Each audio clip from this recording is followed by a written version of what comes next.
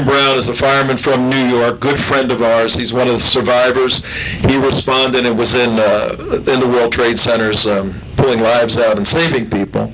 He'll be with us tomorrow. And then we have a very interesting guy tomorrow. His name is Ben Smith. If you've seen that very dramatic, very powerful movie called Dishonorable Disclosures, that documentary, done by the OPSEC folks, it's now 3.5 million views. If you've seen that movie where the Navy and Army special operators who are now retired out of the service came out against the administration, against the president, and said he's leaking information to the demise and destruction of our warriors.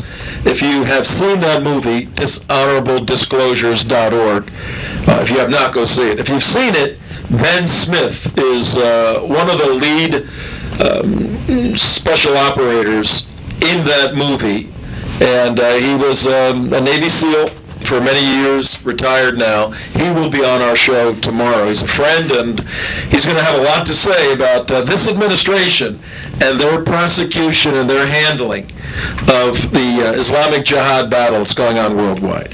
That's tomorrow. On Wednesday, here on Trento Vision, we have another interesting day. As you know, we have been, myself and Alan Bergstein, my brother from another mother, my Jewish brother, I'm a Christian, but we're both conservative Republicans. We have been involved in a series of debates, and we're going to ask our guests today about these debates. We've been involved in a series of debates with liberal leftist Democrats, and the first debate was with Rabbi Barry Silver and Mark Allen Siegel. Mark Allen Siegel was the former chairman of the Democrat Party here in Palm Beach County. He's no longer with us. He's no longer with the Democrat Party. He's no longer the leader of the Democrat Party. Let me put it that way. We'll explain that in a little bit. But Alan Bergstein and myself have been debating Silver and Siegel twice now. We have another debate this Wednesday at the Broward County Library starting at 5 o'clock. It's open to the public. Beautiful seating. It's a beautiful amphitheater, comfortable seats, free this and that, and you're going to love it. It's free to the public. Alan Bergstein and myself will be debating Rabbi Barry Silver and Jack Schiffel, who's a Democrat activist in Broward County. Line them up, folks. Line these guys up. We'll knock them over like a bowling ball knocks over the pins. It's not difficult to defeat the Democratic liberal mindset. It's actually very simple. That debate is Wednesday at 5 o'clock, 5 to 7. But at our show, on the Trento Vision show, 2 to 3 on Wednesday, Alan Bergstein will be my guest here. And this is an amazing individual. I'll tell you more about him on Wednesday.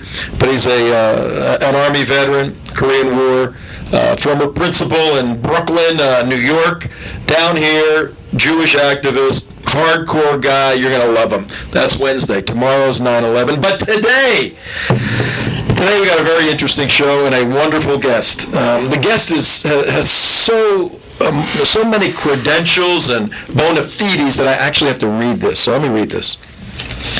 With us today, and we are broadcasting on 1470 AM on the dial. You only get that if you're driving in your automobile from North Miami to Fort Pierce, or if you're on a boat, because boats have radios. If you're on a boat, you should be watching and listening, and out to the Everglades. So we cover about 125 miles and 30 or 40 miles wide. Big area.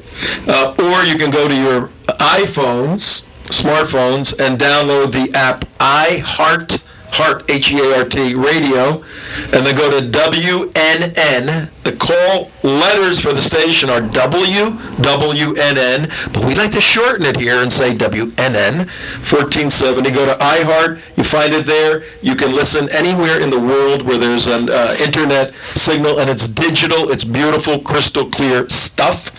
If you miss it during the day because you happen to be one of those schmucks that has to work, we got about 23 million people that would love to be a schmuck working nowadays. If you have to work, you can listen to the show rebroadcast on WNN 1470, 8 to 9 at night, or go to TrentoVision.tv. My name, Trento Vision, like television, but it's our team's view of the world. TrentoVision.tv, you can watch this.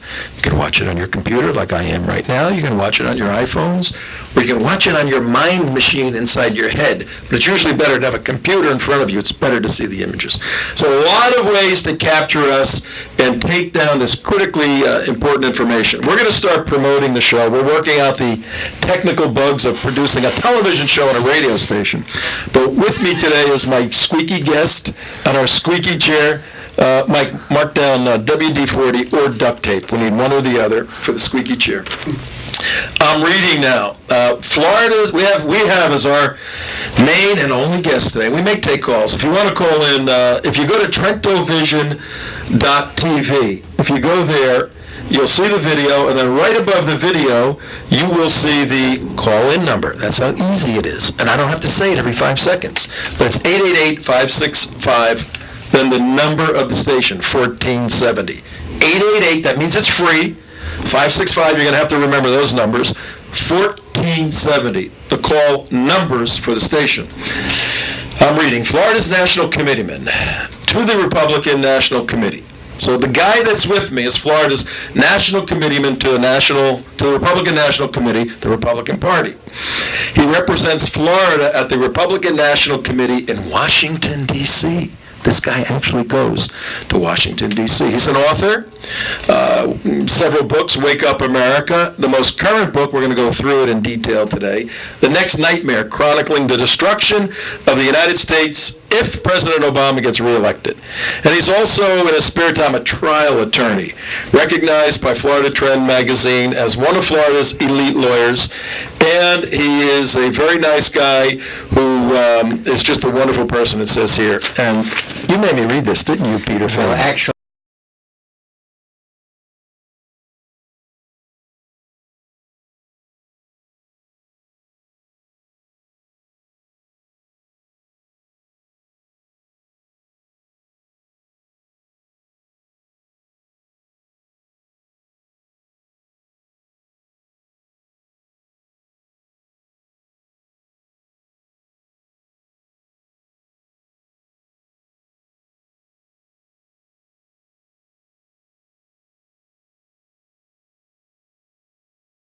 freely speak, that's for sure. Indeed. And the show, Peter, if you look at the webpage, the show has one specific purpose: to expose the Obama administration for the philosophical and academic frauds that they are.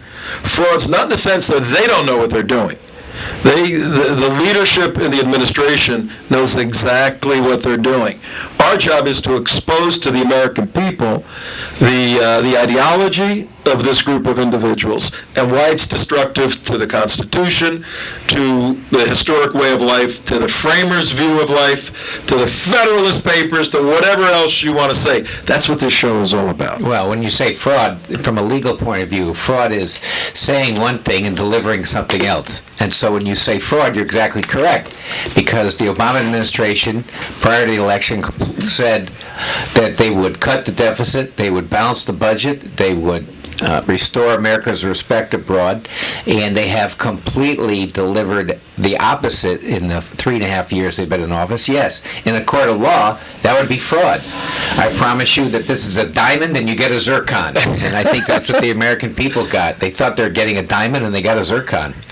All right. Well, here's what we're going to do for our time together. We're gonna have a little conversation about some important issues. We're gonna let the people listen in and watch. Okay. If they want to call in, they can. 888-565-1470. But yeah, I read some mumbo jumbo about you. It's all true. You're a wonderful guy. You've written a couple of books. Yeah, let's get a little introspective or personal. Tell us what makes you tick, why you chose being a mouthpiece, being a lawyer. You could have done anything, and what your raison d'etre, what your reason in life is all about. Interesting question. I don't get asked that question very often, but I can tell you that as far back as 8th grade, if you go look at my 8th grade yearbook, it said I wanted to be a lawyer. Now, why is that? Because I wanted to make a lot of money. Wait a minute. 8th grade, you wanted to be a lawyer? That's correct. You must have been a fun kid, let me tell you. Because I wanted to make a lot of money, though. Because I wanted to make a difference. So I was a political science major in college, and during that time I read Ayn Rand. I read The Fountainhead. I read Atlas Shrugged. I saw what was going on in our world around us, and I said, oh my gosh. So I think at first I was probably libertarian. But then I realized that if you really want to make a difference, because of the two established parties that are here in the United States, like it or not, if you want to make a difference for libertarianism, if you want to make a difference for less government, more freedom, then that vehicle has to be the Republican Party. So hang on. You're saying a lot. Hang on. All right. You read Ayn Rand when you were 6 years old? Yeah, I still call her Ayn Rand. Okay. But, Ayn, I don't know. Okay, let's see your recall capability. All right, you're a trial attorney. Admitted. You're a pretty damn good attorney. You recently won a $14 million award. That's correct. Ask me how I know. How do you know that? You sent me all the emails saying, look how great I am. I won $14 million. I keep telling you, Tom, that was my mother. Okay. Did you get paid yet? Some. Oh, Some. When do we go to dinner? Well, we haven't been paid in full yet. Okay. So we're working on it. All right, you're a smart attorney. You're a big-time political guy in the state. You read Ayn Rand. I want you to define objectivism. Objectivism? According to Ayn Rand. Okay, objectivism is there's an absolute set of moral standards that are not dependent upon what the government may declare that they are, but there are natural laws in the universe that should prevail over what a particular government or human being should say, and it's based on an objective set of philosophies and principles. Now, Ayn Rand happened to be an atheist. I overlay Ayn Rand's objectivism with Christianity, so that those absolute and moral laws come from the Judeo-Christian God, not from some atheistic background. So I'd like to say I combine Ayn Rand's objectivism with a philosophy founded in the roots of Judeo-Christian values as enunciated or told to us by the most read book in the history of the world, and that's the Bible.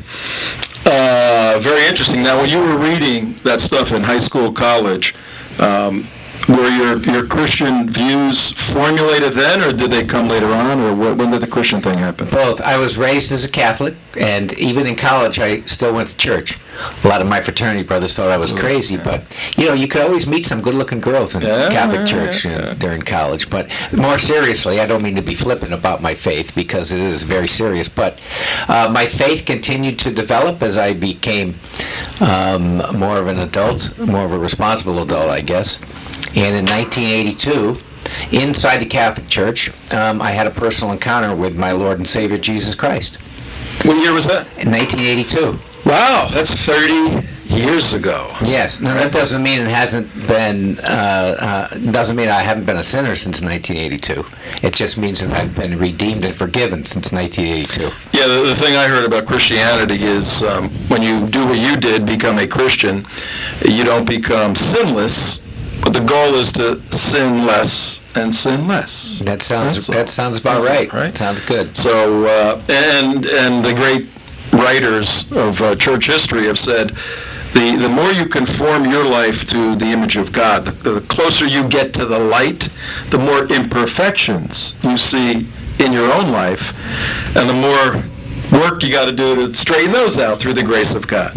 So the theology lesson, ladies and gentlemen, here on Trial, we cover everything. We cover the gamut. We're going to beat the hell out of Obama, but we're going to do it in a loving way. Well, we're going to beat the heck out of him. Okay. Beat the heck out of him. Better. Well, we don't want him to go to hell, though. Right. So we'll beat that out of him if we Maybe can. we can beat Do you still have your law license by any chance? I do. Does the president? I don't think so. I'm not sure. I know Bill Clinton doesn't. Wait a minute.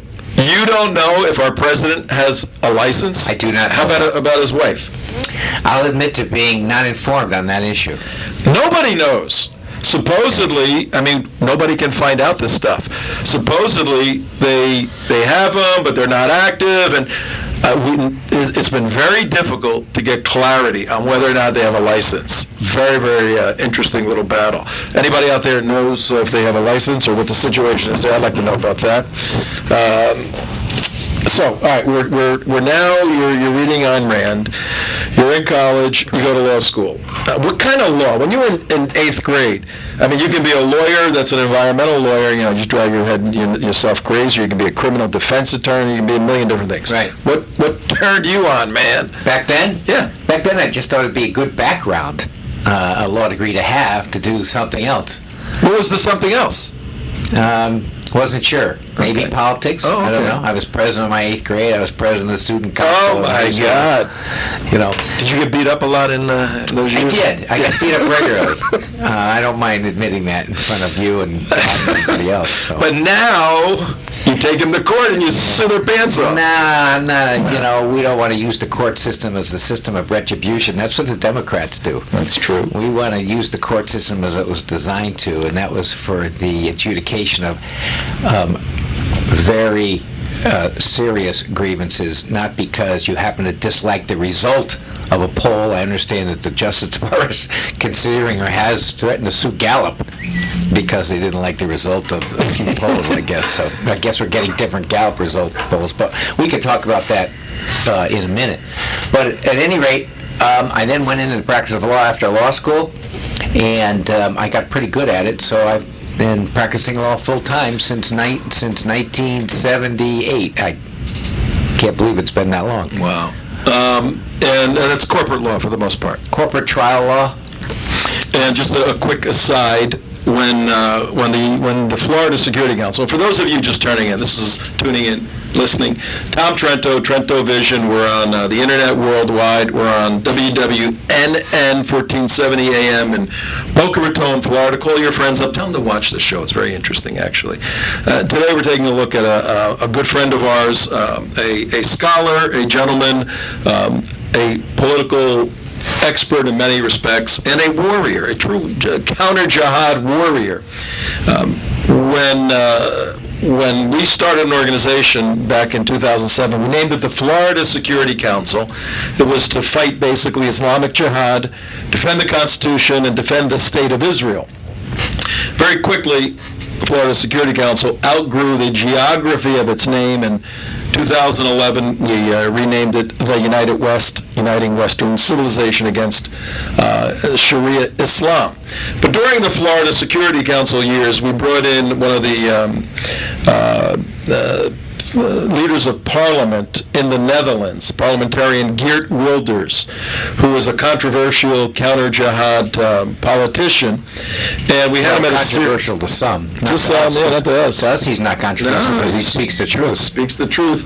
We had him at several events in a week-long series of speaking engagements in Florida in April of 2009, and we set up a big event, a banquet at the Delray Beach Marriott for him to get an award, a free speech award for taking a stand worldwide.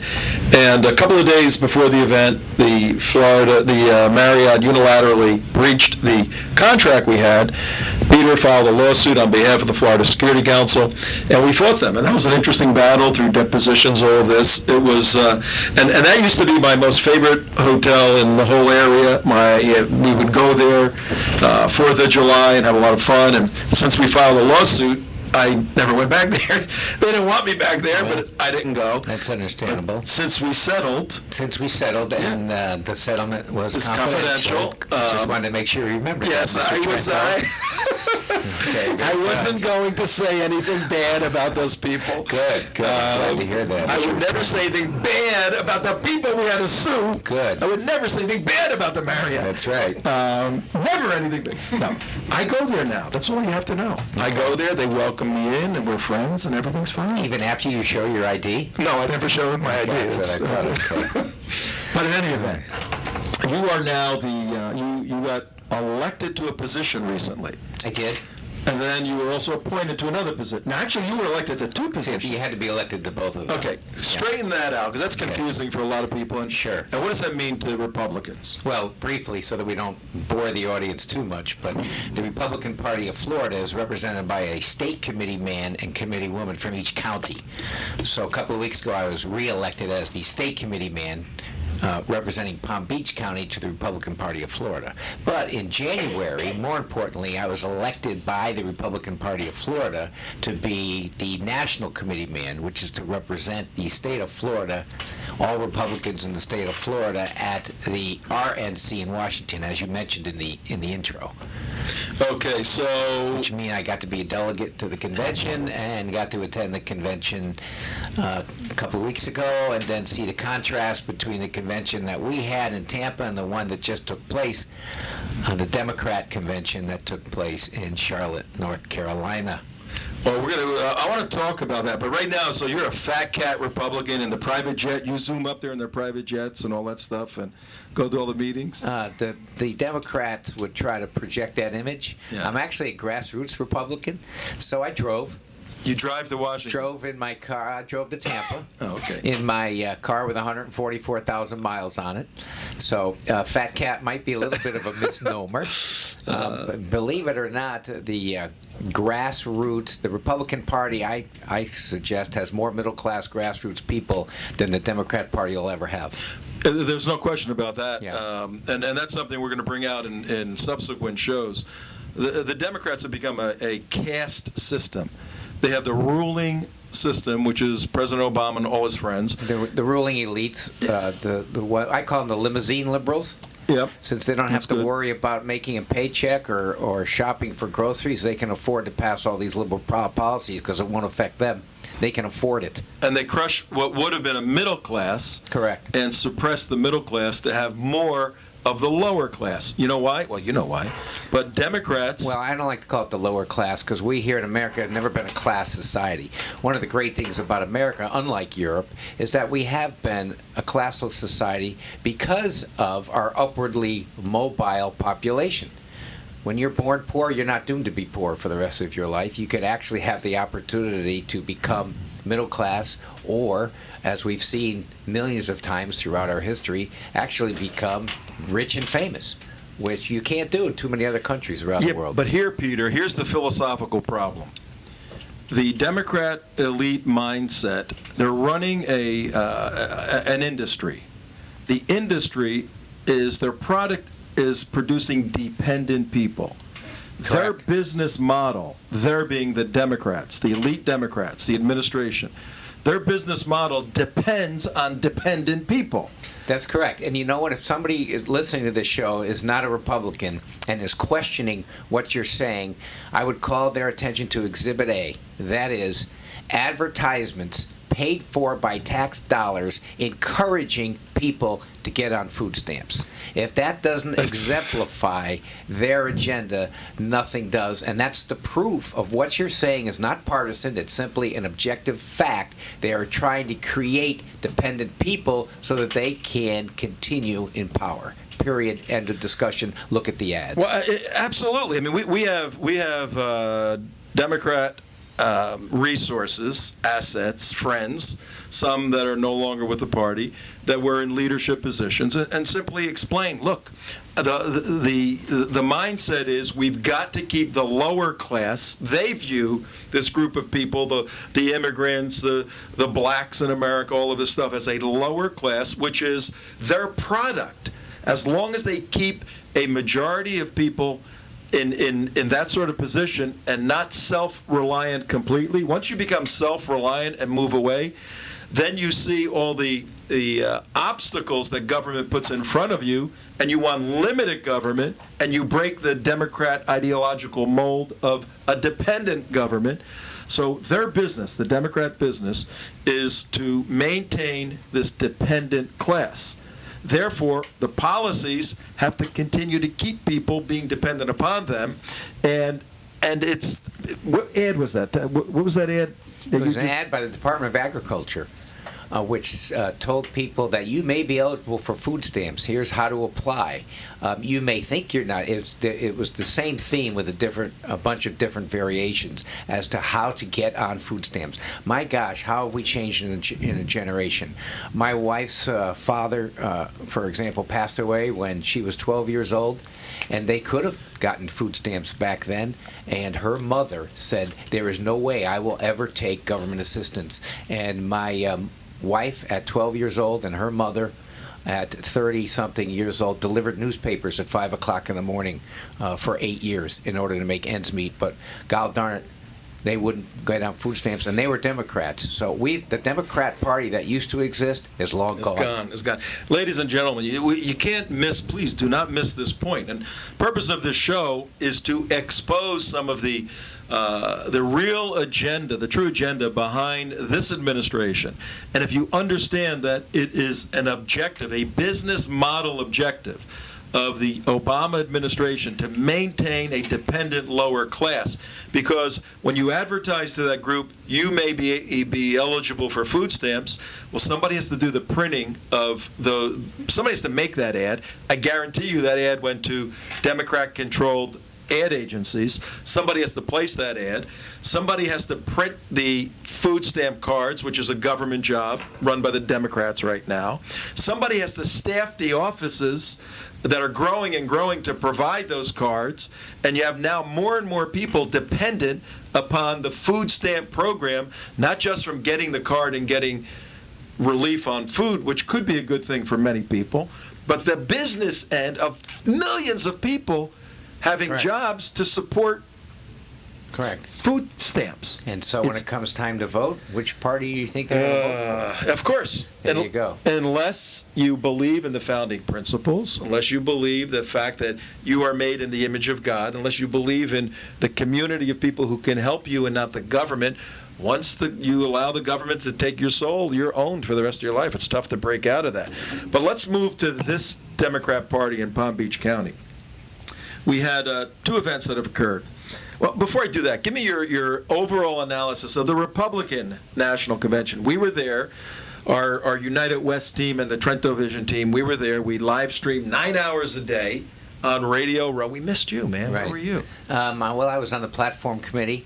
I was on the convention rules committee for a while, and so I was pretty busy. Give us a succinct overview statement of how it went, the Republican convention. Actually, it went very well. The point was to project a couple of things. Number one, Republican unity. There's no doubt the Republicans are unified much, much more than they were 4 years ago. The addition of, addition of Paul Ryan on the ticket brings back a lot of conservatives into the fold that may have been a little bit not quite 100% like me, you mean? pleased. Yes. I wasn't a wild Romney guy, you know. Right. Now, for all of our evangelical friends and many who weren't strong behind Romney, get rid of that. I mean, we got to get behind the guy. But when I saw Paul Ryan jump in, right.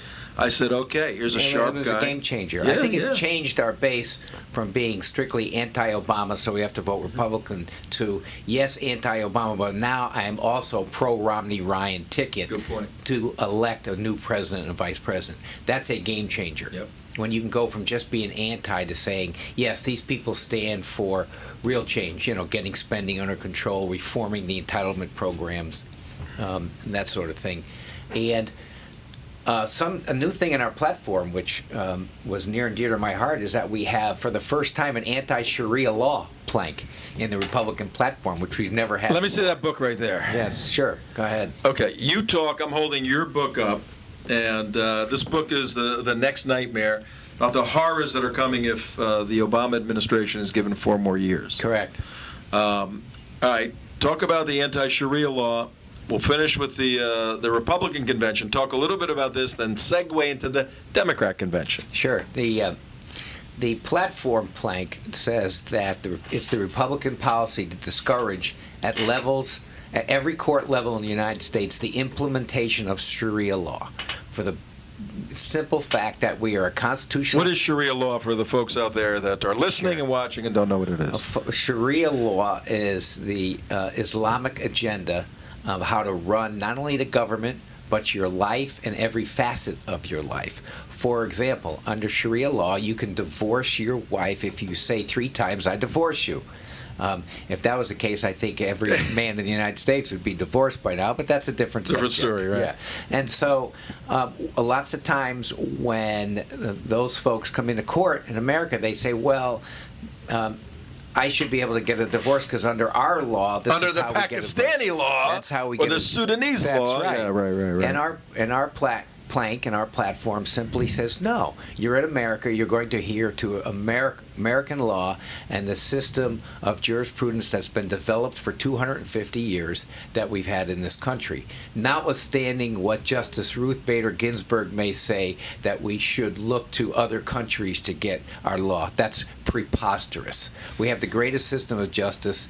It has faults, but it's been worked out over 250 years, and to think that some other law should govern our people is simply ludicrous. Crazy Islamic law, no less. No less. Let's give the Republican National Committee a hand on that one. Okay, Good job. sure. Good job, for sure. It didn't come without a fight, I'll let you know. Get But we outta got it here. in. Yeah, you know, we have our elites. Get me in our the guy party who was like we do fighting too. you on this show, Right. okay? What was the argument? I don't know if you know, I've done a little bit of work in the Sharia law thing. Right, right. Who in their right mind The would... argument was the old canard of religious bigotry. You and I know that it's not religious bigotry. If you're not bigoted against Russians if you don't want Russian law imposed in your courts, do you? No, of course you're not. You just think that Russian law is not the way to govern the United States. It doesn't make you an anti-Russian bigot in the same way that if you don't want Sharia law, it doesn't make you somehow a Muslim bigot. But we overcame that. Let me ask you this. These are private meetings? These committee meetings? Yes. Could you throw eggs at the people and it's off the record, and tomatoes at them if they do stupid things like that? Actually, that's not the best way to persuade people to come to your side. It's the New so- Jersey way. It's the New Jersey way. I like to take the old Dale Carnegie approach, which is, I didn't get beat up as a kid. you know, I understand. Here you do. I understand how you feel. If I was in your position, I'd probably feel the same way. Okay. But here's what I found. Now, the Democrat way is this: they don't answer the question, they attack the messenger, and then they change the subject.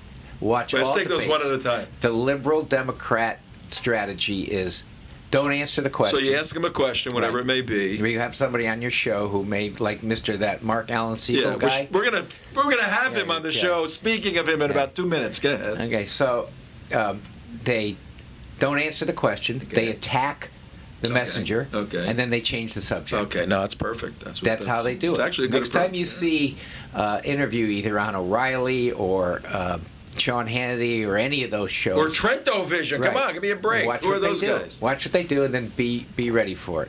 All right, that's very, very good. All right, so what were the lowlights of the Republican convention? The lowlights were the rules changes that took place at the last minute, and it happened to get noticed by Freedom Works, Phyllis Schlafly's Eagle Forum, Michelle Malkin, Judge Napolitano. We have some public relations damage that we have to overcome with a number of voters who feel that the grassroots is being disenfranchised. I want to say publicly that that's not true, although some of the changes that were made did happen, but they were changed back on the floor of the convention. Oh, okay. So we got that done.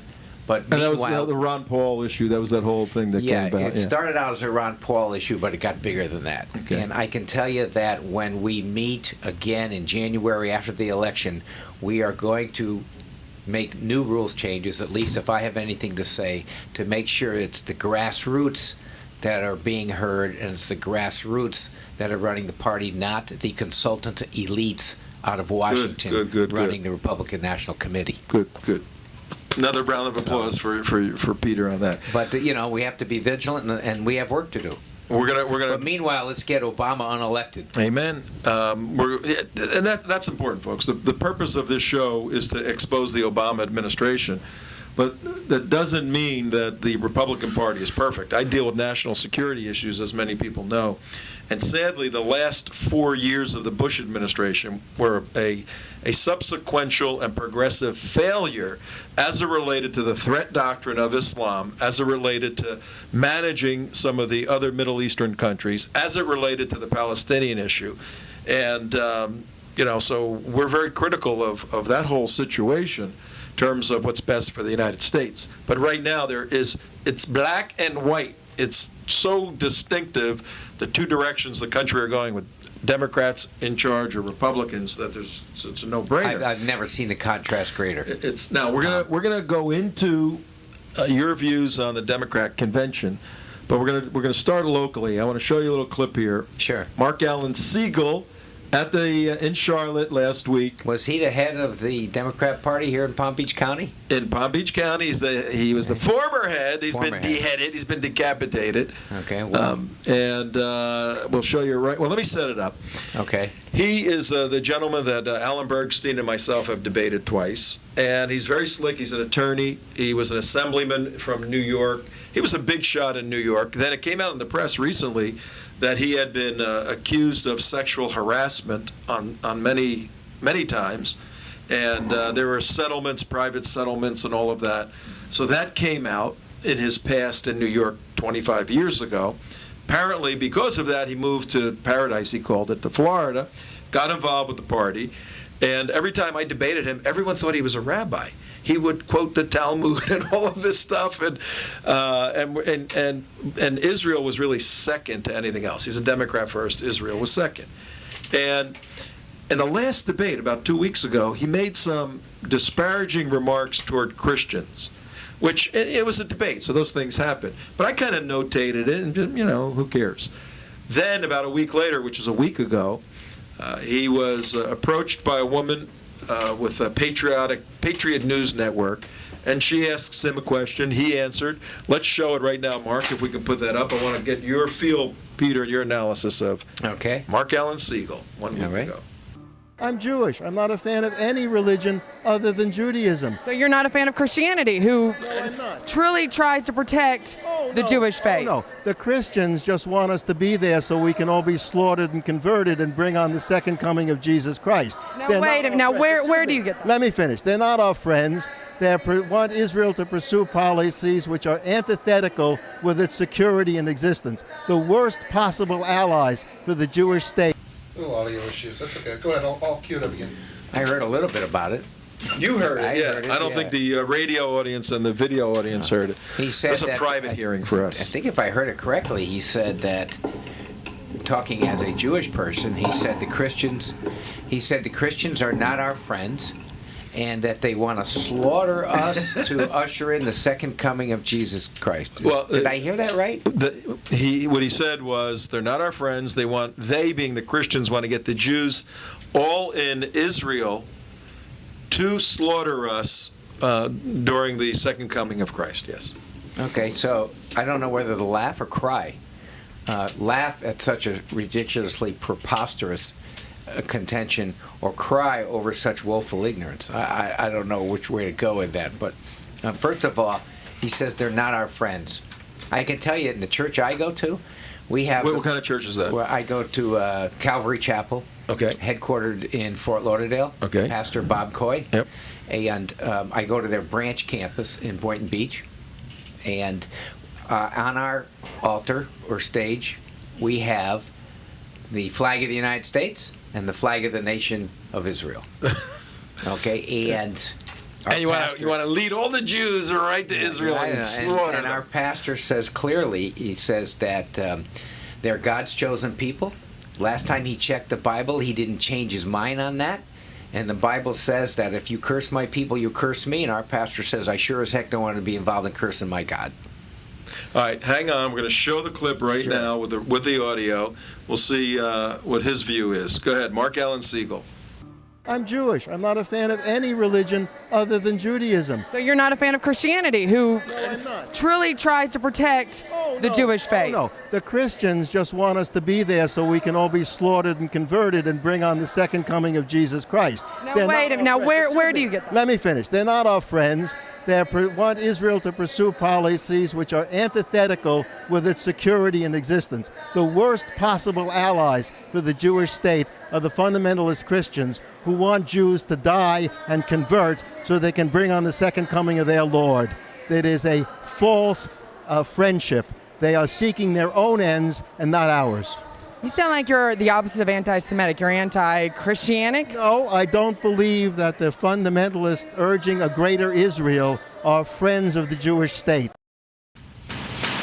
Gracious. I don't even know where to respond. There's so much ignorance in those statements. But the first thing I'd like to remind him is that my Lord and Savior, Jesus, Mark Allen Siegel, he was Jewish. He was Jewish. But don't tell anybody. And his mother, Mary, who we affectionately call the Virgin Mary, she was Jewish. And guess what? All the apostles, they were Jewish. And I'll just conclude with one more statement. You can't be a Christian without standing on the shoulders of Jewish giants. End of discussion, Mr. Siegel. Now go back into your bigoted hole where you came from and leave us alone. Thank you. Okay, well, I'll go with that. Hey, Tom, you want me to cue up Debbie Wasserman Schultz reply to this whole situation? Yeah, Mr. Feaman, those appreciate your direct words. Have you ever heard of Debbie Wasserman Schultz by any chance?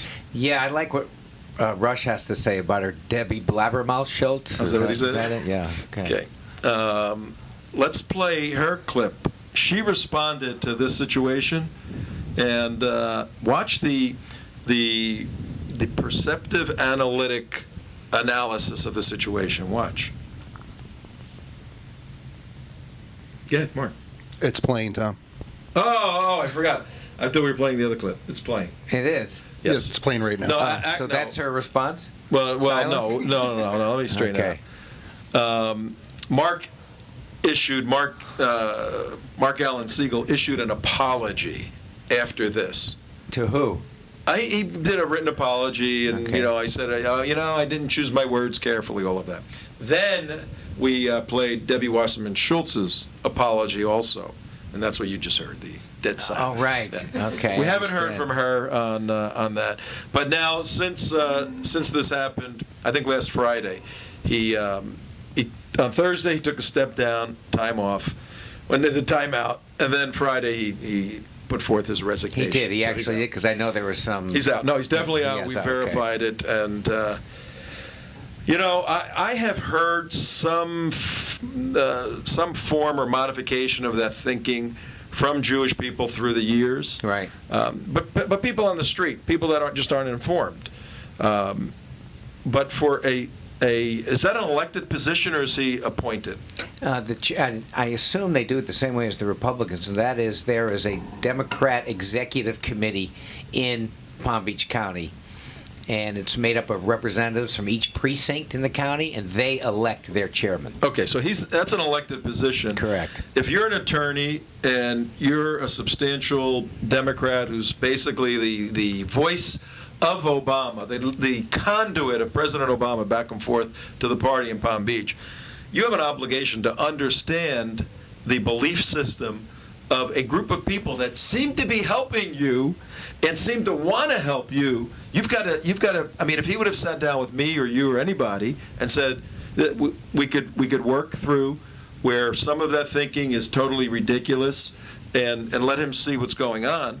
But to make statements like that, he needs to be removed. Well, we yeah. actually wanted him there because he was a great foil to play against. Well, I think he had to cover for the first president in recent memory who's never visited the state of Israel. And so I guess you have to make, if you won't be... But he's got Israel's back. I got Israel's if you back. won't be Can't quite offended, make it yeah. to Israel. I can make it to Cairo, Egypt. I can bow to the king of Saudi I Arabia. can do that. But I can tell Sarkozy that I got to deal with this friggin' Netanyahu guy. Well, I don't think he used that word, Well- but he also appeared on Al Jazeera TV, but he can't go to Israel. How stupid can you be? Can we use that word? To vote for this person if you think he truly has interest in Israel? I'd like to use the word uninformed, and it's shows like this that can help inform people so that they can make the right vote.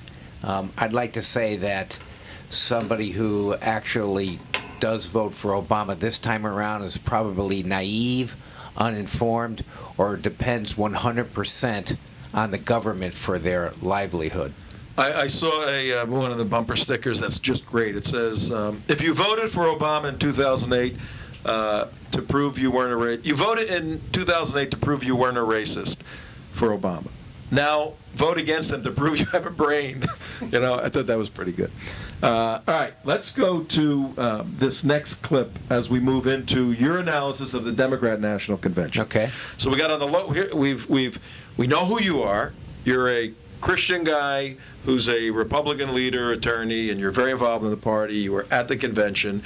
You're working to get Mitt Romney elected, President Obama unelected, to live out your faith. And You told us a little bit about Mark Allen Siegel on the local level. Now we're going to show you another clip that occurred, and this is good. You're a Christian, so I want your input on this. That occurred at the convention when they forgot to put God in the platform. I think you're being generous when you say forgot. They forgot. What happened? They forgot. And Jerusalem. You're probably giving them too much credit. God in Jerusalem. Yeah, right. They forgot to put God in Jerusalem. Is the capital of Israel. Do we have that piece? All right, we're going to play this piece, and for the listening audience and the viewing audience obviously can see it. The listening audience, I hope you've heard or seen this many times. You really need to. This is a definitive moment in Democrat history that shows the true soul and essence of this party. You can't, well, take a look. Say no. In the opinion of the, let me do that again. All of those delegates in favor say aye. All those delegates opposed say no.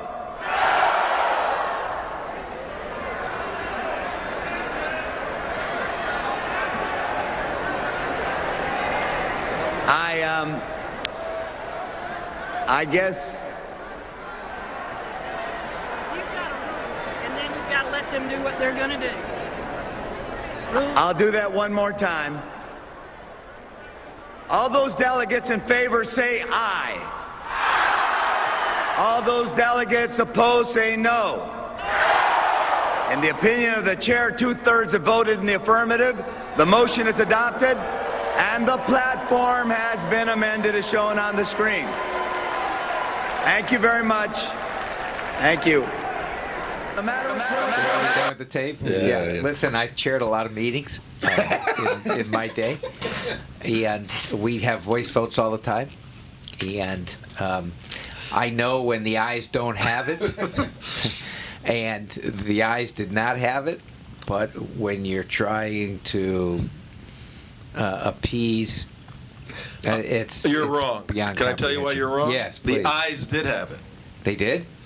E-Y-E-S. How are you spelling ayes? A-Y-E-S. No, you're saying the affirmative vote. Yes. But the E-Y-E-S were on the teleprompter. Yes. His eyes were on the teleprompter. Do you know what the teleprompter said? The ayes have it. The ayes have it. Okay, so they're Yeah. just telling him what to do. The teleprompter had a pre-written script Right. that he was following, which Okay. they didn't care what the vote was. Right. They had to fix God. They had to figure out how to squeeze. They Right. took God out of the Platform. the passenger seat, the passenger compartment of the car.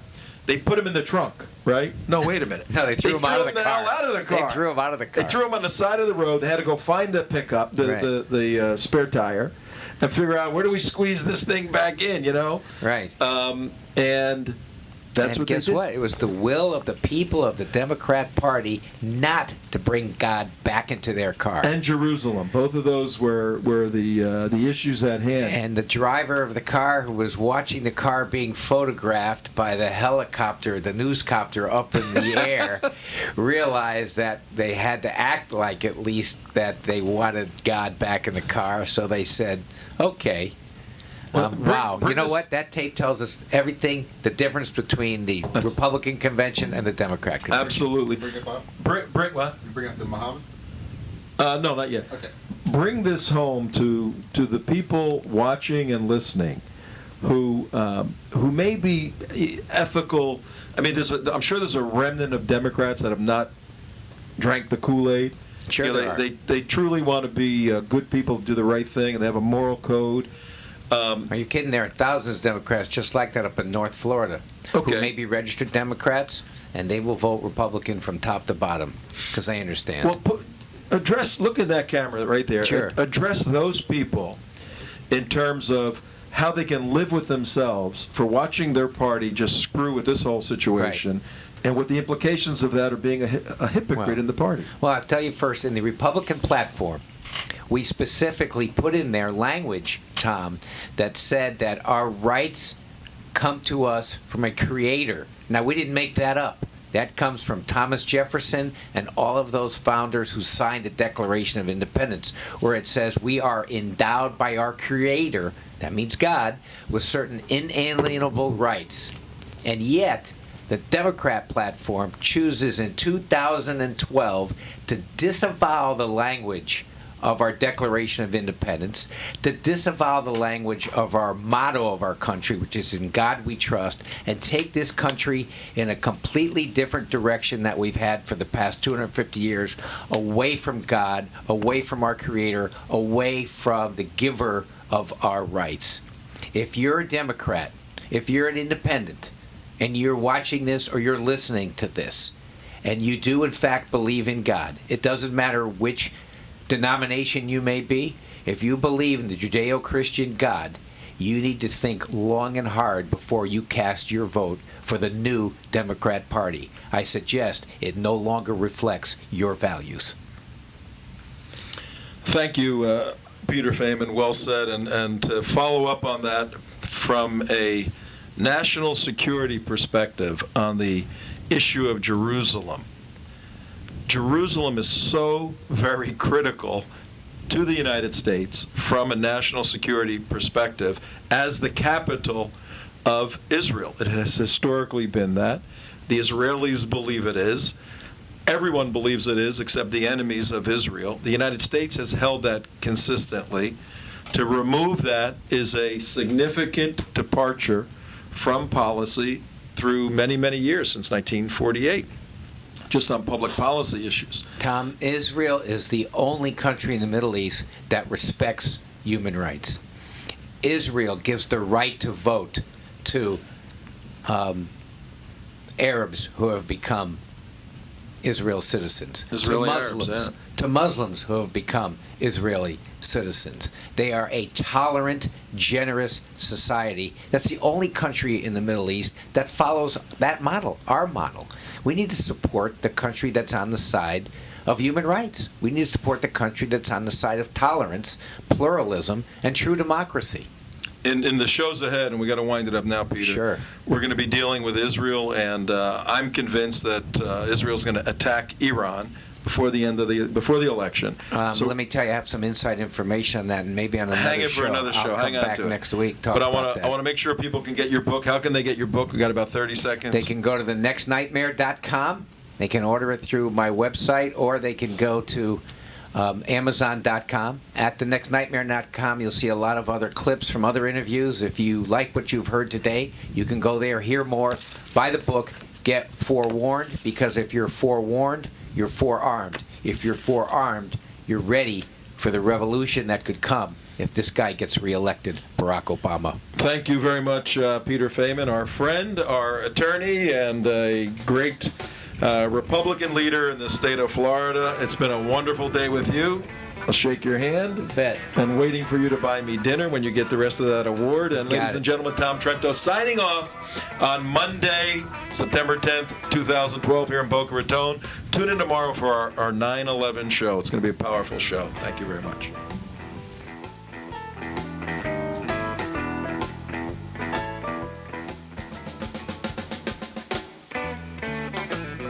Thanks for tuning in to Trento Vision, where bad ideas get pulverized and the truth will set you free.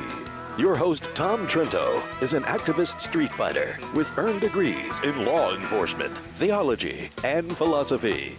To reach Tom, call 561-319-5533, 561-319-5533, or email him at tom@trentovision.com. Tune in again weekdays at 2 p.m. on AM 1470 WNN. The opinions expressed on the preceding sponsored program were strictly those of its hosts, guests, and callers, and not necessarily those of the station, its staff, management, or sponsors.